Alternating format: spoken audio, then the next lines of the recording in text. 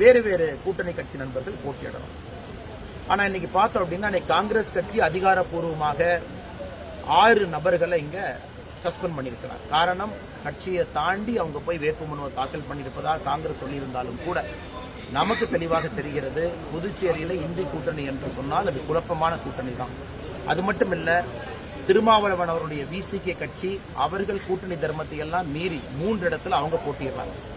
Marxist communist கட்சி கூட்டணி தர்மத்தை மீறி அவர்களும் 3 இடத்துல போட்டியிடுறாங்க.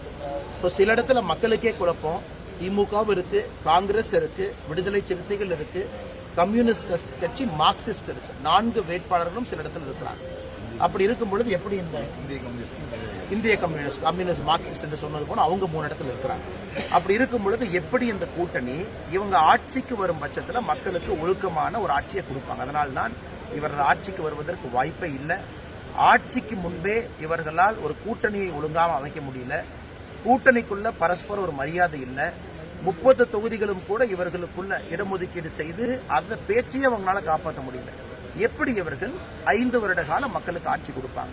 அதனால் கூட்டணி அமைப்பதிலே தோல்வி, வேட்புமனு தாக்கல் செய்வதிலே தோல்வி, எல்லாவற்றிலும் இந்தி கூட்டணி தோல்வியை சந்தித்திருக்கக்கூடிய இந்த கூட்டணி என்பது நமக்கு தேர்தல் நாள் என்று வாக்கு எண்ணிக்கையும் பொழுது மிகப்பெரிய தோல்வியை சந்திப்பாங்க. எந்த மாற்று கருத்து இல்லை.